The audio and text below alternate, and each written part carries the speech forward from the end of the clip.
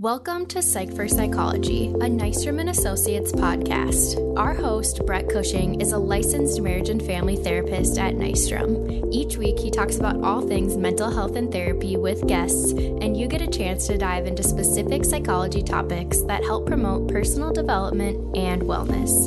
And now, your host, Brett.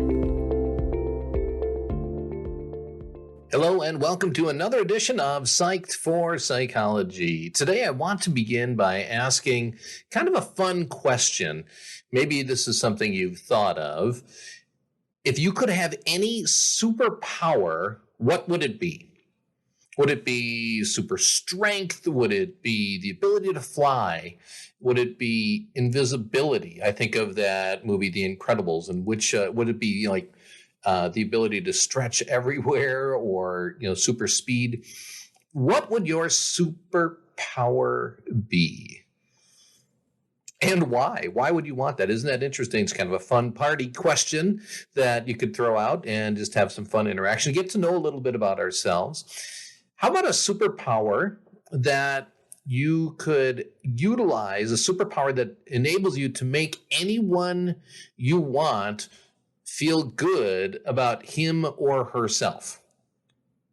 That would be kind of cool, wouldn't it? Think about international relationships. How, that would change if we had that ability and that power. What if you had a superpower to change people's emotions from intense anger to being more peaceful? Even if you had a superpower to do that to yourself. How about if you had a superpower to change a person's harmful, destructive intentions to more effective outcomes?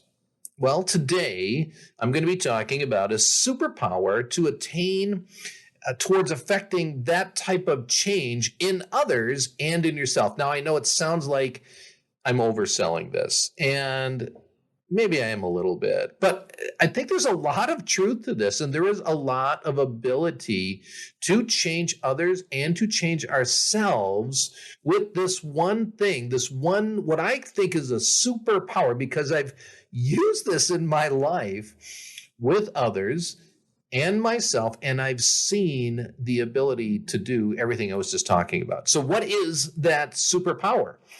That superpower is called validation. All right, now I know you're hearing validation and you're thinking, wow, that's kind of a downshift. Validation, I was expecting mind control or something else. But no, validation really is, it's a game changer in our lives and in our relationships. And so think about that. What validation is, it affects change in us, and validation affects change in other people. Why? Because ultimately change begins with validation. In fact, I'd go so far as to say it's next to impossible to have lasting change without starting first with validation. So much of what I'm going to be sharing today is from dialectical behavioral therapy and Marsha Linehan and her 6 levels of validation as a DBT therapist. We talk about this quite a bit, and I obviously love it because of its impact upon ourselves and upon others. And who wouldn't want that, right? I mean, in our marriages, we would love things to change. In our parenting ability, in our relationships with friends, with parents, with professors, with supervisors, validation is the key. It's the superpower. Okay, so what is validation, first of all? What are we talking about when we talk about validating others? I want to talk about what validation is and what it is not. So first of all, what is validation? It's finding the kernel of truth from another's perspective or situation. Think about that. That people we listen to, there is always some kernel of truth in their perspective or situation, because it's true to them.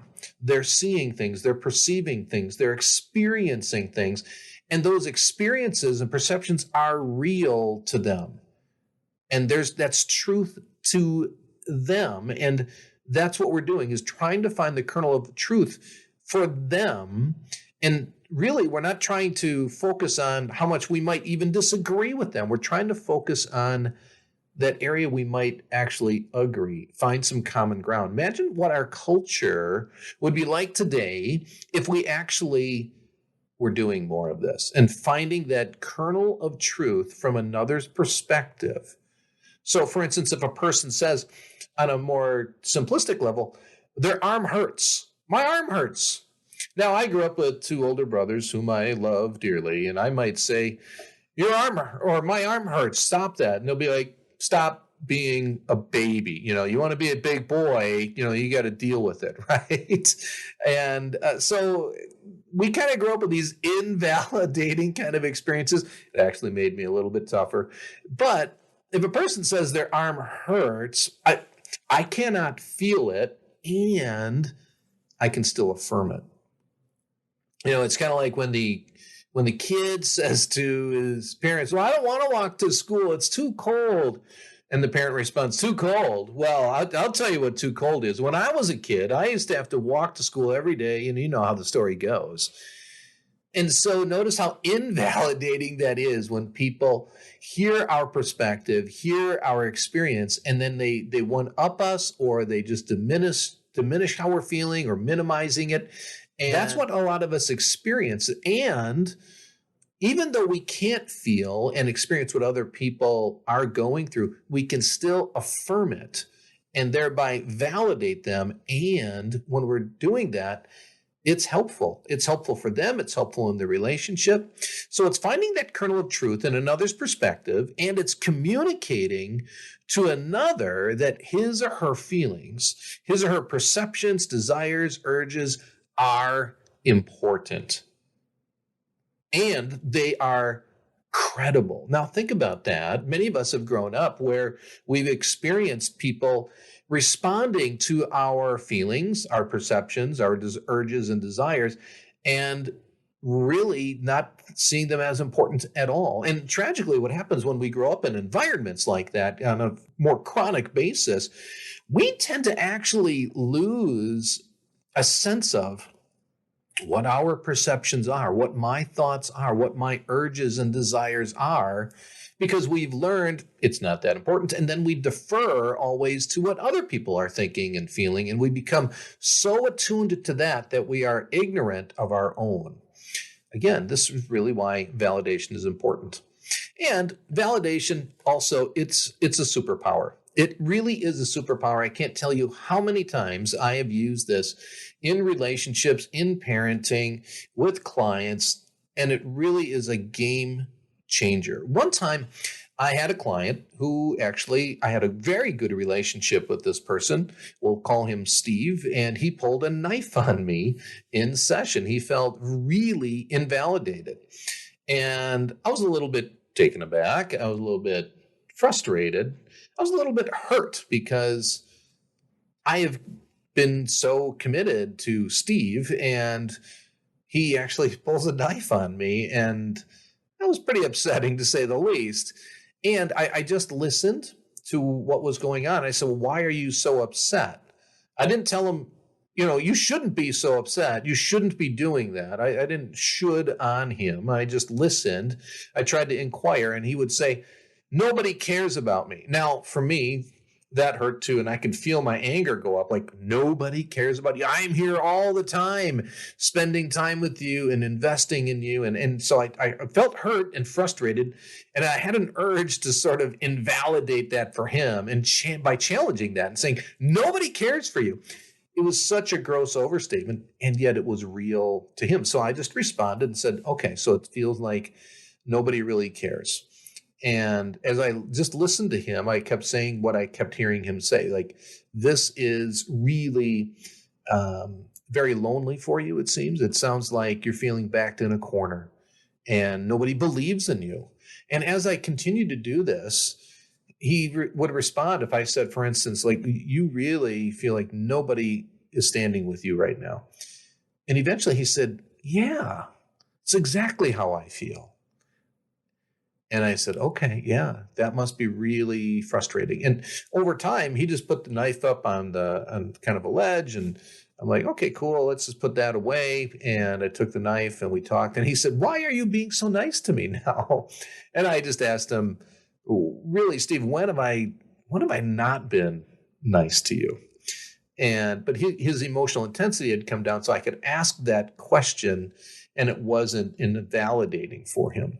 So validation, it's finding that kernel of truth from another's perspective. It's communicating that his or her feelings, perceptions, desires, urges, they are credible at some level, and it is a superpower to bring about change and really de-escalate people. So what validation is, as I just described, what is it not? What is not validation? Why we stumble sometimes in validating people? Well, first of all, validation is not approval. A lot of times we're hesitant to validate somebody because it feels as if I validate this person, I'm approving of what they're saying. I'm approving of what they're doing. I approve of their perception. So a parent might have a teenager who's really upset and says, you're always showing favoritism to my brother, and you're always so critical of me, and you never believe in me. Now, a parent would maybe listen to that and think, this is absolutely ludicrous. And so there's this urge. Notice that urge to respond and bring change first to that person's perspective. What do you mean I'm always trying to favor your brother? What do you mean I'm being unfair to you? And so we try to defend ourselves before we try to validate another person. And how does that go? We know how that goes. It doesn't work. And in fact, we get into an argument and emotions tend to escalate.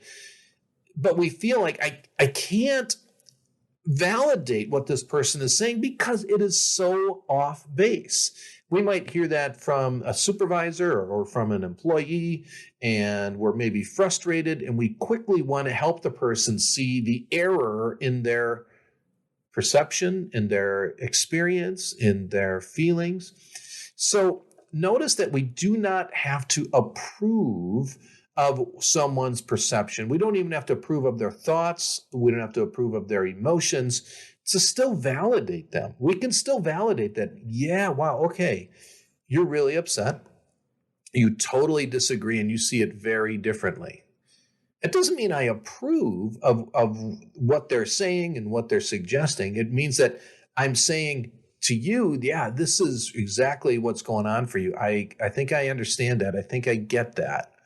So it's not approval. Okay, validation is also, it's not validating untruth, and we don't want to validate irresponsibility.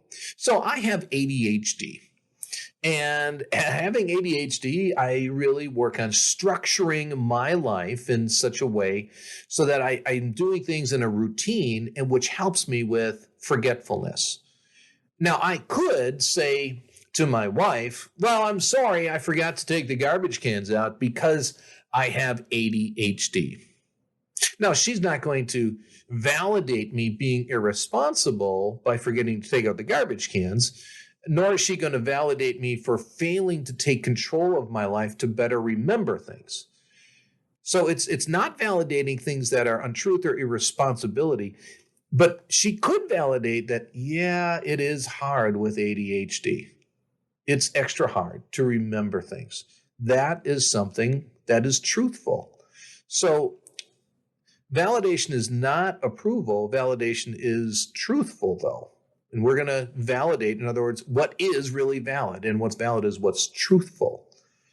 So oftentimes we may be judging ourselves by shooting on ourselves and others. And that is what gets in the way of validation as well. We don't want to be evaluating the credibility of somebody else, nor the credibility of our own thoughts. We just want to notice them and acknowledge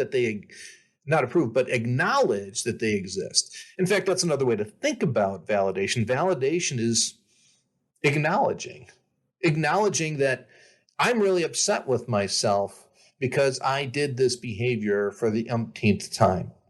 It's acknowledging that I'm upset, but it's not saying I'm such an idiot.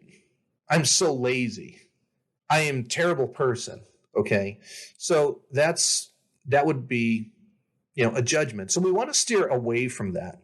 Now, why is this important? Why is validation important? I think you're beginning to see this, but let me be a little more specific. Why is validation important? First of all, as I said with my previous client, Steve, validation helps in de-escalation. We know that when we hear somebody respond to us when we tell them how we feel, I'm really upset because it seems like you always, now that's not the best way to share kind of how we're feeling by saying you and always, but nonetheless, if we do that, and we all have, you always do this, and somebody responds and they get defensive, what does that do to you? What does it do to me? It raises our emotional intensity. So what validation does is it acts as a way of de-escalation. I was able to de-escalate Steve by validation. Why? Because he felt understood, right? So in other words, think of it this way. We can actually coexist with people we vehemently disagree with by validating the kernel of truth in what they're seeing and what they're believing. Now, I'm going to go on a limb here. I'm going to say, wow, wouldn't politics and wouldn't our culture as a whole be better off if we could respond by validating how people feel, even if we disagree, by validating what they think is important, because it is important to them. It may not be to me. It actually might be totally incongruent and the antithesis of my own values, but it's not about me right now. It's about the other person. And this is what's important to them. And notice how we do this in our culture. We get escalated because we never feel understood. But when people feel understood, they can actually coexist with those that disagree with them.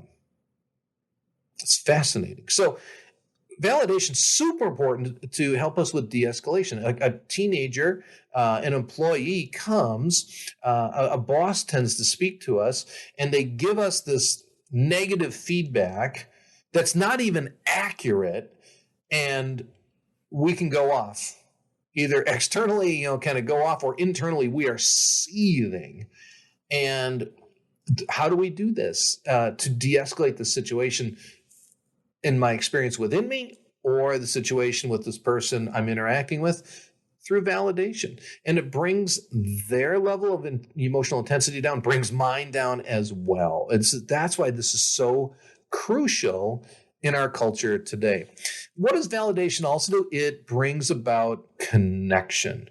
It serves as a way for de-escalation and as a way for connection. When people feel heard, when people feel understood, they feel valued. They get a sense that you really do care about them. And they don't even care that you might even disagree.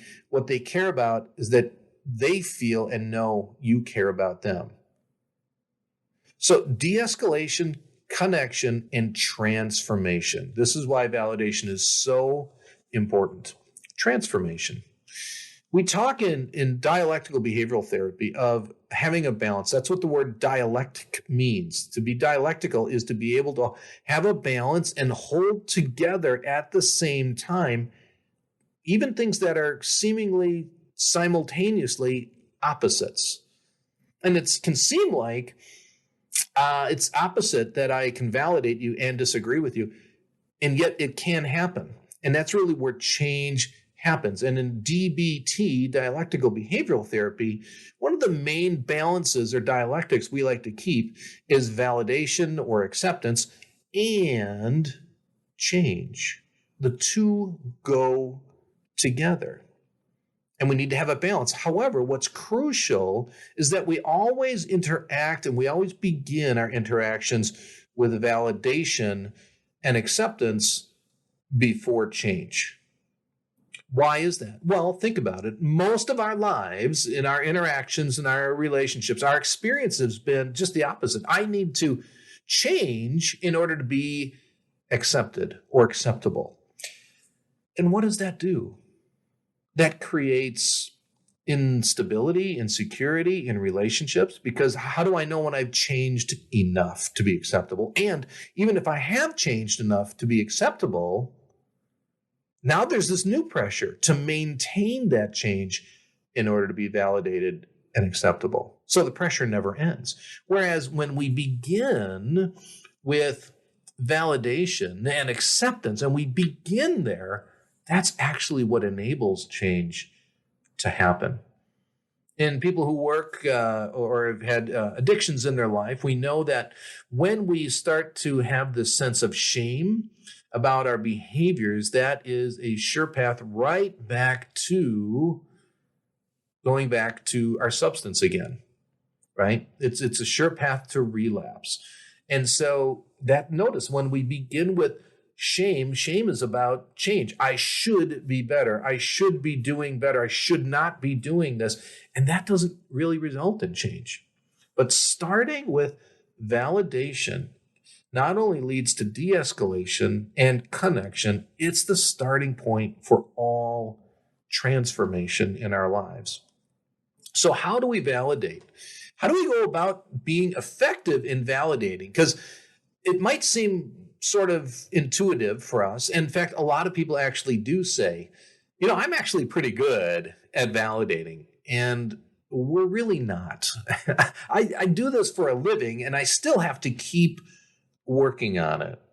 I might hear my kids say something, and they might have a wrong perspective or thinking about something totally wrong that might affect them poorly or might have a bad outcome for them. And as I listen to them, I quickly have this sudden urge to correct them and say, well, if you do that, you're going to, and then sort of, lay out the consequences for them. They never asked for my input. They're all like, none of them they're all in their 20s, right? So I'm not at this stage of life when they're real little and I need to lead with change. Like when they're toddlers and they're at the top of the stairs, I don't lead with validation like, hey, I know that looks fun to fall down the stairs, right? I need to be much more corrective and lead with change. But now that as they continually have gotten older and now that they're young adults, I always want to lead with a validation, even if I don't agree. So this is something that we think we're pretty good at, but when we consider it even more and examine our lives, we realize I'm not too good at this. And if you don't think so, just ask somebody and say, hey, how well do you think I do in validating you? Do you feel like I try to control you sometimes? And I think with that kind of inquiry and self-examination, we would realize, our natural bent, our natural response is to criticize, to control, to lead with change, and then validate people when we see that change. So that's what comes natural. And that's why validation is really supernatural, or it's a superpower. So how do we do this? Well, first of all, and this is hard for us, it's increasingly hard for us, is to be present. We have a difficult time with this because our culture is so fast. We have pictures on movies and TV shows that are changing so quickly, so fast. And to actually have to be with somebody and be present and just listen to them requires a significant downshift in our normal mode of operation. And so what does that mean then to be present? It means just listening and being riveted and focused on that person, noticing them. I think of my dog Taylor. She studies me, and she knows me so well that she can watch and she can tell when I get up from the couch, am I going to the refrigerator? Am I going to the bathroom? Am I going outside? Am I going to take her for a walk? Why? Because she's present with me all the time, noticing me, studying me, watching me. And so to be present is basically to do that with the person who's talking to us. And even if it's a difficult conversation, we're still being present and noticing I have an urge to defend myself now. And we start to then, what do? We start to think about, well, what am I going to say in response? How do I defend myself? How do I show this person that they're wrong? Now, notice we're not listening anymore. To be present is just to be so focused on that person. And it's sort of like a scientist or a detective trying to figure out and determine, what are they feeling? Why are they feeling this way? What do they need? Those are great questions when we're being present to ask, what is my spouse saying? What is my spouse feeling? What is my spouse needing from me right now? Super hard, isn't it? And we need to do that with our spouses, with our kids, with our bosses, with our employees, with our in-laws, you name it, right? So that's what it is just being present. That's like the first level, some would say, of how to validate. And resist the urges. Just notice and resist any urges to defend yourself or think of what you're going to say in response. In fact, on a little footnote, most people get anxious to speak in public because they're so worried about what they're going to say instead of what their audience needs to hear. And that makes us anxious and prevents us from just being present and focused on what people need and what people are feeling and what people are telling us. So the second is, this is great. This is super easy. This is actually easier, I think, than being present. And you can just say back to somebody, if you don't know what to say, just respond to them and say, well, yeah, I guess that really makes sense. It really makes sense that you are feeling betrayed right now. It really makes sense that you believe I'm being irresponsible. It really makes sense that you think I'm yelling right now. Ooh, that would be a good one, right? It makes sense. So that's a great way. If you don't know anything else to say, you can simply respond and say, sure, okay, that makes sense. And it does. Even if we don't agree with their perception, it still makes sense to them. And yeah, I get that. I can get that from where you're coming from and your situation, your perspective. It absolutely makes sense. Another thing to do, this is fun. This is one you can practice everywhere. Just reflect back what you've heard people say. And this is really fun. Great way for people to love you, think you're awesome. And you reflect back what you hear them say. So I use this and I practice this at the grocery store. And I'll say, hey, Al, how's your day going? I'll just notice his name tag. Hey, Al, how's it going? How's your day going? Oh, man, I am so tired. Can't wait to go home today. And I'll say, oh, wow, you're really tired. You just can't wait to go home. And people kind of pause sometimes. They'll be like, yeah, that's exactly how I feel, right? And so I've done this my wife had a Christmas party, I think a holiday party at her work years ago. And I didn't know anybody. And I did this all night. And I was just talking to people. I'd say, so how long have you been here working at this place? And they would say, oh, I've been here 5 years. I've had 4 bosses in the last 5 years. So stressful. What do you think I said back? Oh, wow, you've been here 5 years and you've had 4 bosses in 5 years. Sounds stressful. And I just did that all night. And it can be a way to manipulate people. But if you're genuinely interested in people, it's a great way to make that connection with people. And throughout the night, my wife came up to me later and said, what is going on? Everyone says, what a great guy you are. And I said, I am just telling people what they're saying to me. And it sounds kind of narcissistic in a way because people love to hear, we love to hear our own voice and our own stories and our own opinions. But that's what validation does. It doesn't mean I agree. It just means I'm reflecting back what I'm hearing. And notice when people hear that, they really readily respond yeah, that's how I feel. And it shows me how desperate people really are to be understood because we're not really good at validating and understanding. The next one is mind reading, I should say, this is when it takes a little more skill, but it's guessing what the other person is thinking or feeling. So maybe somebody doesn't tell you overtly, clearly what they're thinking or feeling, but you're able to guess it and sort of say, oh, okay, so it sounds like you're really feeling, is it frustrated? Is it betrayed? Yes, that's it. It's betrayed, right? It's kind of like, when you're scratching someone's back and the person says, no, a little higher. And you go a little higher. They go, no. And they're a little agitated because you're missing the mark. And they go, no, a little bit lower and over to the left. And then you kind of like over here. No, now a little bit more to the right. And then you go a little right and you go, yeah, right there. Oh, that's great. That is what validation does. We kind of hit and miss sometimes with the mind reading, but when you get it, people are like, yes, that's it. Notice how powerful that can be with validation. The last thing is normalizing. Normalizing how people are thinking and feeling. We can say to somebody, well, of course, who wouldn't be anxious given your situation? Who wouldn't be anxious on their first day of work, on their first day of school? Sure, it makes sense. Who wouldn't be angry that a guy cut you off on the highway like that? And so that, you can say, hey, that makes sense to you. Or you can also say, well, of course, who wouldn't be anxious, angry, sad, right? And notice when we lead with this, we don't lead with change because that's invalidating, creates more anxiety and intensifies the emotion. But when we lead with validation, it brings it down. It brings that intensity to a more manageable level for people. So what gets in the way? Well, we've talked a little bit about this. What gets in the way is when we disagree. When we disagree with people, we feel this urge to let them know right away we disagree with them.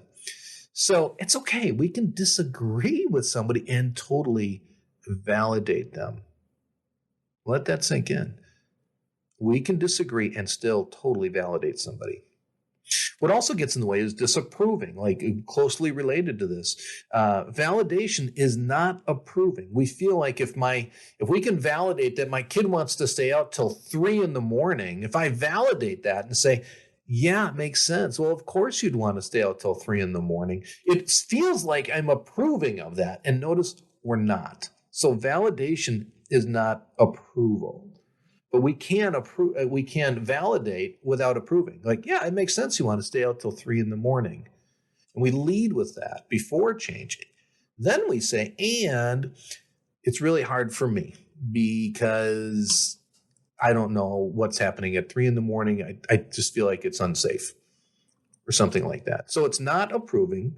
Okay, so also, when we want to fix things for people, when we see somebody is really upset, notice the urge we have to caretake or to fix things for them rather than feel it with them. And when I was a pastor, I saw this all the time when I did funerals.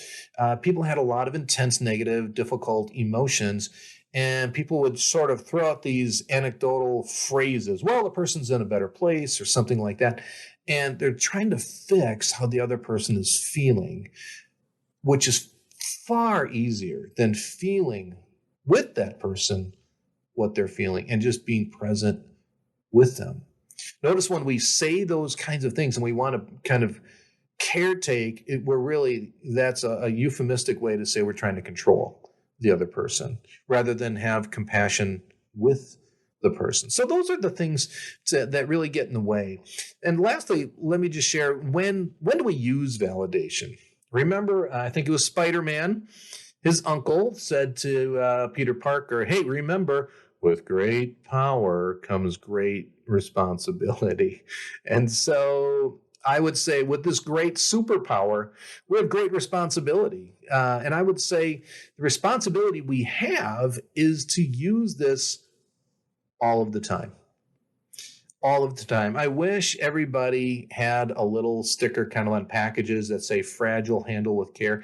We're all pretty fragile. Even some of the people who have the most hardened exterior sometimes are even the most fragile. And it's okay. But we need to remember everybody is fragile. And more fragile at more times in our life than others. And so we need to use validation all the time, but not only with every interaction, but with every inner conversation. Because the person we probably invalidate the most is ourselves. So in summary, let's be present and listen. Let's say to people regularly, hey, it makes sense that you feel that way. Let's reflect their words back to them so they know that they're being heard. And let's normalize it. Because a lot of times we invalidate how we feel. I shouldn't be this upset or something. No. It makes sense. Let's normalize. It makes sense. And who wouldn't feel this way? So use this superpower on others and on yourself, and you will see a positive change in your relationships and with your own emotions as you responsibly employ this superpower. Thanks again for joining us here on Psyched for Psychology. Next time, we'll be talking about invalidation. What is it? How do we respond to it? How do we use it in our lives? Look forward to sharing with you next time. Thank you as always for listening, and please be sure to leave us a review. While this podcast can't be a replacement for therapy, we hope you enjoyed our discussion today and join us again next time. Nystrom & Associates is always available to those who are struggling. If you find yourself in need of support and help, please check us out at nystromcounseling.com.